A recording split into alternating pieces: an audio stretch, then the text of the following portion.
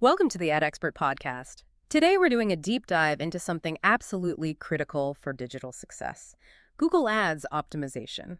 We've got some great insights, partly drawing from the work of Ad Expert, that agency based out in Los Angeles, and also looking at methodologies from experts like Sam Ashrafi, and, well, they all seem to point to one big truth. Yeah, they really do. It's all about systematic testing. That's the foundation. And look, for you listening, if you need to get up to speed quickly, we're really going to cut through the noise here. We're not just talking about if you should test. That's kind of obvious, right? We're digging into how, and more importantly, why doing this continuously transforms campaigns, turns them from just okay into real profit drivers. Because let's be honest, if you're just relying on gut feelings or assumptions, well, you're probably leaving money on the table. Definitely. And just to give a bit more context on Ad Expert, since they're one of our sources here, they've been doing this for over a decade, really specialized in driving conversions, both in that super competitive LA market and, broader e-commerce too. And their whole philosophy, which really underpins what we're talking about today, is that they regularly conduct research and testing. It's core to what they do. Right. That constant search for the next winning variable. That's the mission, isn't it? Exactly. So that brings us to a really interesting point. I mean, Google's got all this smart machine learning, automated bidding. It's pretty advanced stuff. Yeah. So why do we still need to bother with, rigorous scientific testing? It feels like maybe we shouldn't have to. That's a great question, because the tech is smart. It is. But what our sources show and what we see in practice is that testing isn't about fighting the algorithm. Not at all. It's actually about feeding the algorithm the best possible inputs. You're helping it be smarter, faster. Okay, let's unpack that then, because I think a lot of people hear optimization and they think, oh, I'll just tweak a headline. Simple stuff. But the way our sources talk about it, testing is what turns that guesswork into, well, almost a science. Predictable results. Yeah, it's way more than just tinkering. So what are those core impacts? How does it move us past that sort of simplistic view? Well, I think we can break it down into maybe 4 key areas. It's definitely more sophisticated than just bumping up performance slightly. First off, testing ensures efficient resource allocation. Simple as that. Money. Right. Not wasting budget. Exactly. It tells you pretty much immediately, in real time, if your ad copy is hitting the mark or if your landing page is actually working. Ashrafi's research points this out clearly. If 80% of your budget is going to an ad variation that converts 10% lower, well, that's just guaranteed waste. Obvious when you put it like that. Testing flags that, lets you stop the bleeding right away. Second, and this is maybe even more valuable long term, it gives you this incredible understanding of true user behavior. So moving beyond just clicks and conversions. Yeah, you stop guessing about why people click or don't click, and you start seeing the data. You learn which benefits actually resonate with your audience. Is it the price? Is it speed? Is it, ethical sourcing? Testing shows you which headlines really grab attention, which calls to action actually make people, do something. And honestly, the results can sometimes be really counterintuitive, stuff you didn't expect. Yeah, I can see that. And I guess that deep behavioral insight feeds directly into the third point, which must be about making truly data-driven decisions. Precisely. No more hunches. No more, I think this will work. Yeah. You're adjusting based on hard facts. Your click-through rates, your conversion rates, your cost per acquisition, cold hard data. And relying on those verifiable metrics, it just massively reduces your risk. It makes your strategy way more stable over the long haul. Right. And that leads nicely into the fourth point. Systematic testing builds resilience and long-term success. How so? Resilience. Well, think about it. The market's always changing, right? Your competitors are adapting. Platforms change the rules. Consumer behavior shifts. Constantly. So regular testing stops your ads from getting stale. It keeps them relevant, competitive, keeps them aligned with what users actually want now. It's really the only way to keep that momentum going, not just get lucky with a temporary spike in results. That makes a lot of sense. And, that longevity piece, it brings up something maybe overlooked: the impact on the user. Testing isn't just about the advertiser saving cash, is it? Not at all. That's a great point. By figuring out the most relevant message, the best targeting, you're actually improving the user's experience too. Absolutely. Think about it from their side. Ads that actually match what they searched for. Landing pages that deliver on the ad's promise. Yeah, much less frustrating. Exactly. And that builds trust. It improves engagement. It's better for everyone. Okay, so we've established the why. It's crucial for budget, understanding users, making smart decisions, and even the user experience. Right. Foundational stuff. So let's shift gears a bit. Let's talk about the how, the mechanics. You mentioned A/B testing or split testing. Yeah, that's the core method, really. Yeah. A/B testing, split testing, same idea. You're basically comparing two or more versions of something. Yeah. Could be an ad, could be a landing page. But you isolate the variables. Change one thing, see which one performs better. Simple concept, powerful results. Okay. And when we talk about what to test, people often think ads, right? But where should we really focus our energy for the biggest impact? What do the sources suggest? Well, the consensus seems to be focus where the user makes a key decision, where the friction points might be. So first, yeah, ad copy variations, definitely test different phrasing, different offers, maybe different emotional angles. Does urgency work? Does focusing on benefits work better? A common example is adding scarcity limited time offer. Mhm. Sometimes that drastically outperforms just stating the product features. You got to test it to know.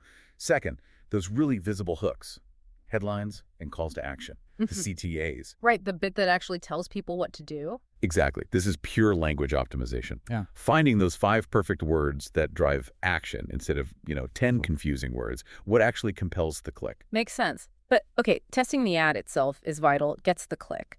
But what happens after the click? You hinted at this earlier. That seems like a massive piece of the puzzle for actual conversions. Oh, it's arguably the most important piece for the bottom line, which is why the fourth key area is testing landing pages. Right, the destination. Yeah, a brilliant ad that gets tons of clicks is completely worthless if the landing page confuses people or doesn't deliver. All that ad spend, wasted. So what do you test there? Layouts. Layouts, definitely. How many form fields are you asking for? The color psychology is real. The images, the placement of the buy now button.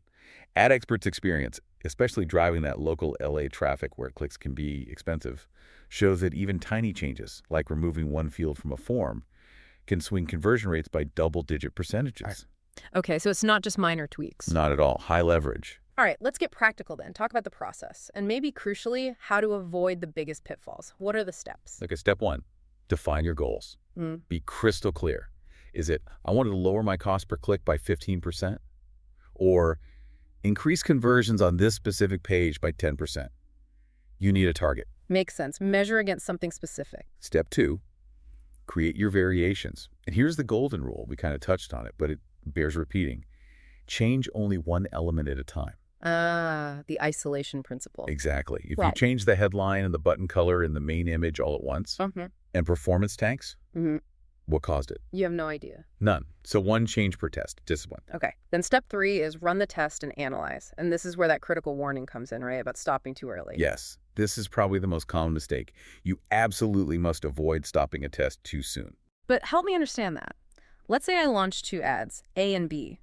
After, 500 clicks, ad B is clearly doing way better. The CTR is higher, maybe a conversion or 2. Why wouldn't I just pause ad A immediately and put all my money on B? Seems logical. It seems logical, but it could be a huge mistake.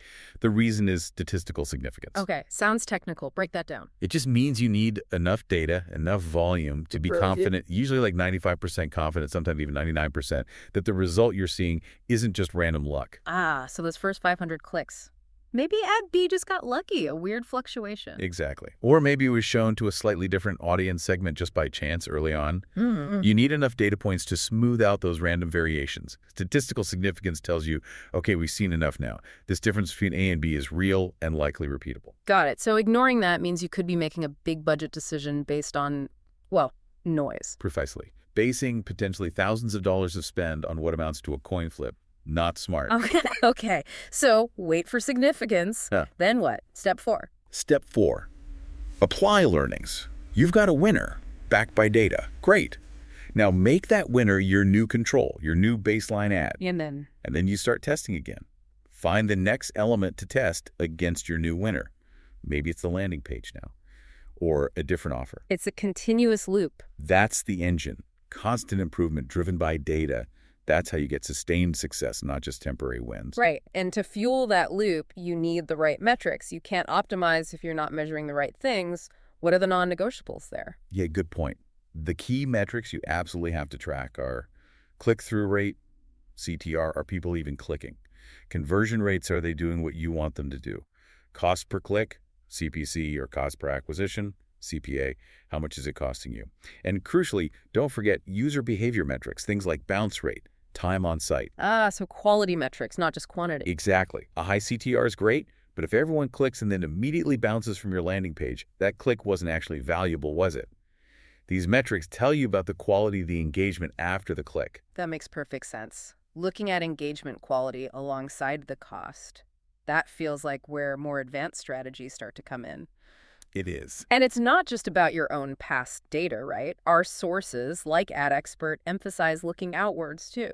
Yeah, that's a key differentiator for specialized agencies.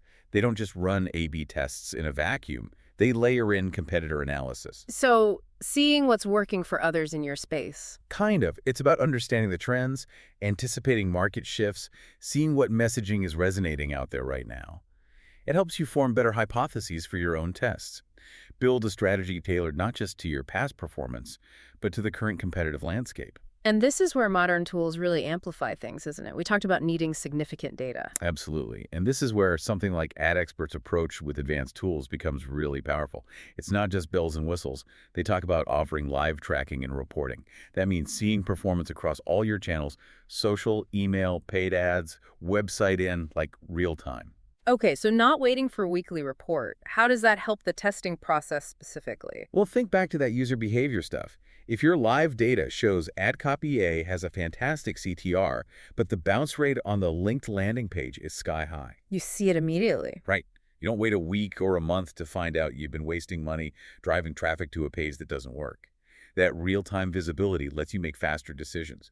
Pause the ad, tweak the landing page, shift budget while the test is still running.